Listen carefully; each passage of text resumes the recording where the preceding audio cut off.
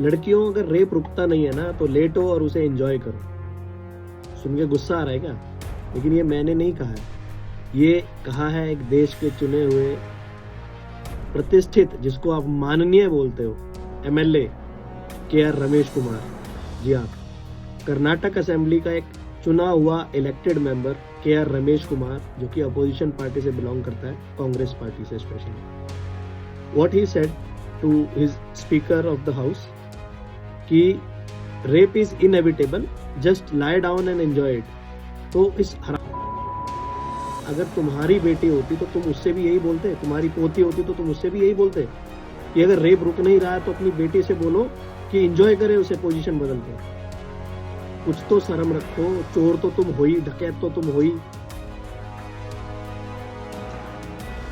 There is a saying, when rape is inevitable, lie down and enjoy it. Video तो देख ली होगी ना। अब ये सोचो कि ये नेता, ये कांग्रेस का है, ये बीजेपी का नहीं है। Again, it's not about party, it's not about political party, ठीक है।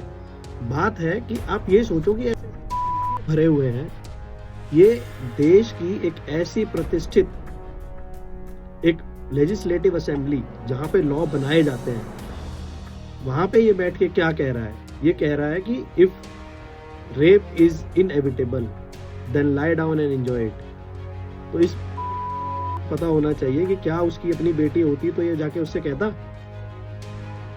ऐसे के बैठाओगे तो यही हाल होगा। जो जिनकी अपनी औलादे नहीं होती, जिनकी अपनी औलादे नहीं होती ना, तो और ताजुब की बात यह है कि स्पीकर ऑफ द हाउस जो कि उस सदन में सबसे बड़ा पोस्ट माना जाता है, स्पीकर ऑफ द हाउस उस पर हंस रहा है। तो कैसे कैसे लोगों को हमने किन किन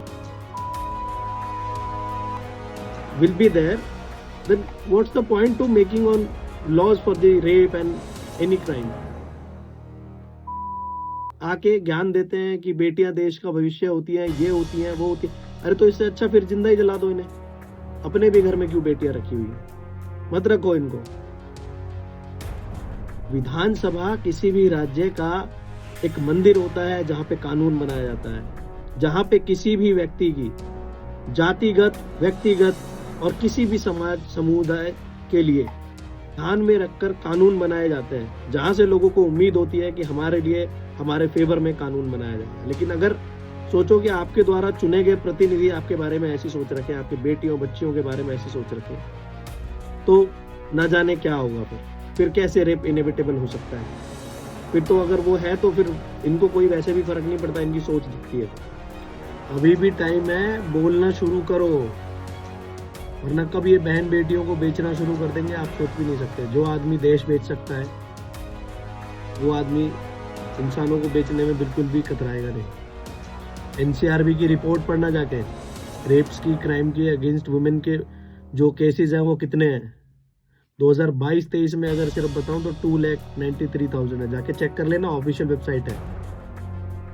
और अगर अभी भी कान पे जू नहीं रेंगती ना, तो अपनी अपनी बेटियों के लिए मोमबत्तियां खरीद के रख लो, क्योंकि बोलने की हिम्मत तो होगी नहीं।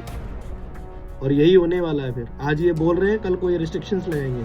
सोचो कि कितना ये जो सिस्टम है सारा का सारा कितना ऑटोक्रेट हो चुका है कि कोई प्रोटेस्ट नहीं कर सकता। अभी आपने देखा होगा कि बच्ची जो है उत्तराखंड में, अंकिता भंडारी, उसको लेकर कितना जो है बड़े बड़े जितने भी पॉलिटिशियंस हैं जो इसमें इन्वॉल्व है, उनको बचाने की कोशिश की जा रही है।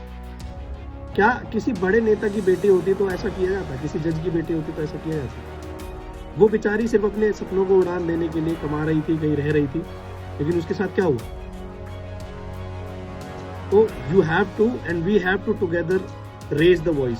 If you will not raise the voice, you just will going to buy a candle for your daughter, for your sister, for your girlfriend, whatever you want to think about, whatever comes in your mind whenever you hear the word rape.